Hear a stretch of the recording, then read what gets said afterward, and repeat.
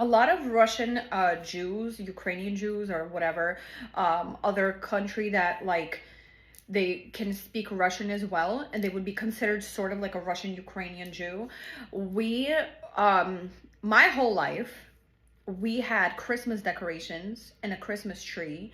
We only recently stopped because like the smell and like I don't know, it's too much to take care of right now.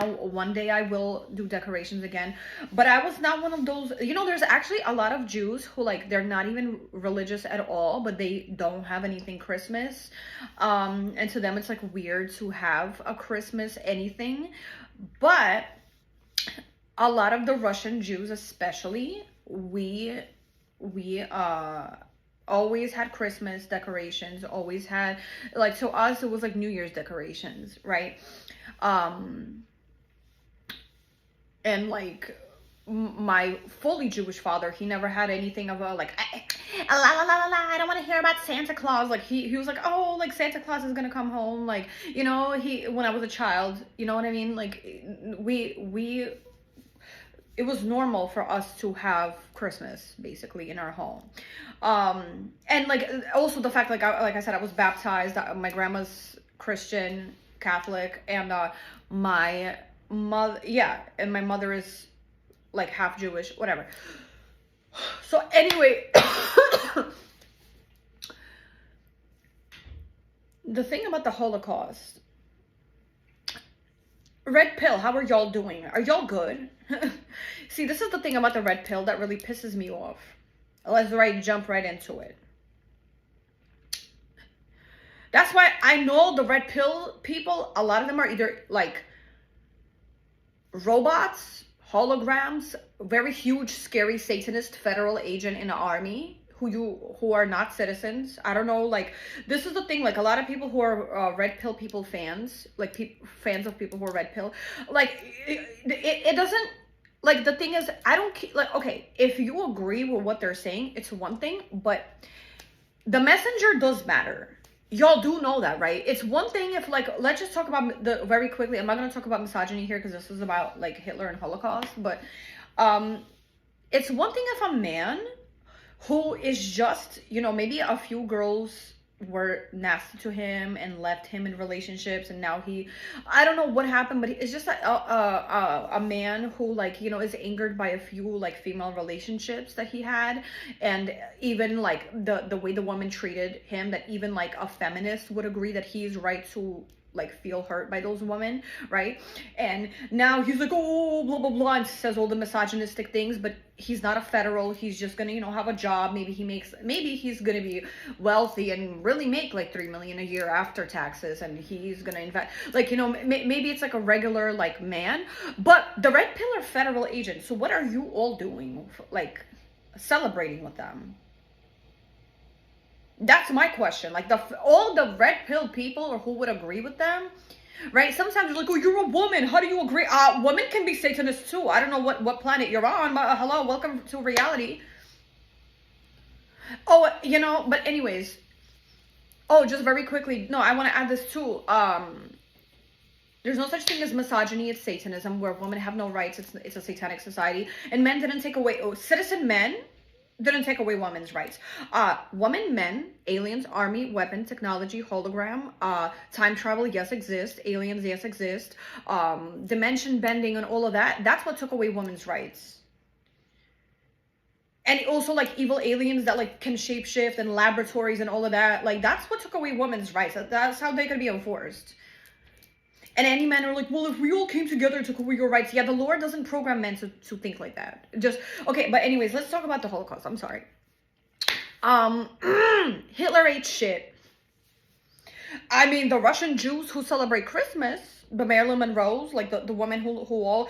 Oh, speaking of Marilyn Monroe, in the future, I'm going to talk about that it was important for our women to dress like Marilyn Monroe during that time. What I mean is not like her blonde hair and the makeup and the dresses, but it was like it was their, like, therapy to themselves of saying like, I'm not gonna lose my femininity no matter what is going on. I'm not gonna lose who I am. So they kept themselves together out of almost like hysteria. You know what I mean?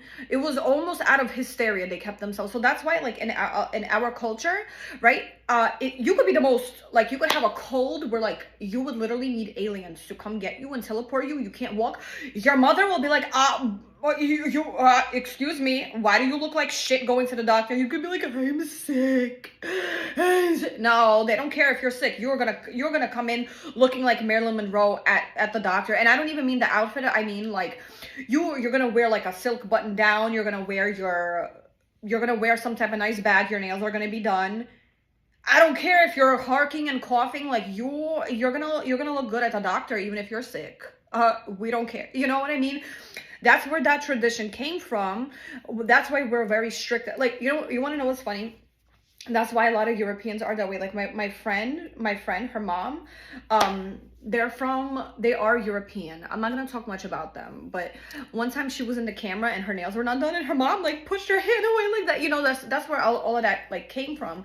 A lot of it came from like when all of that was happening, our women, they were like, no. And once again, Marilyn Monroe does not mean like the stereotypical white furry dress with the fur and all of that. I'm not talking about that. I'm talking about like the woman really made sure like they did what they could to look beautiful, and not for like, and the thing is, the very important thing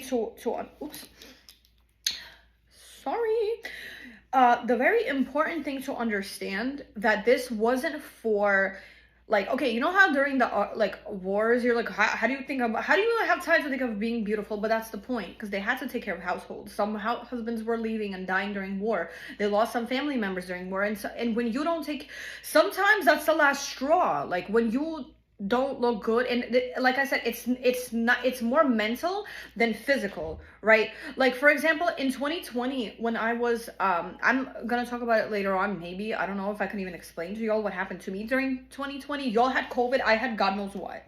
Well, actually, I know what I had, but you know, there were times where I was sick and I couldn't go outside. Basically, I'll put it like that. And I would dress up sometimes, and it wasn't for the physical, but it was so like I feel like I still have myself together. So if I was, you know, in the comfort of my own home going through that, like there were women going through war. So that's what I mean. Like that's where all that idea of like sometimes you hear a lot of like Russians, they make these jokes, which I don't know, like at this point when you think about the root of the joke, it becomes not funny.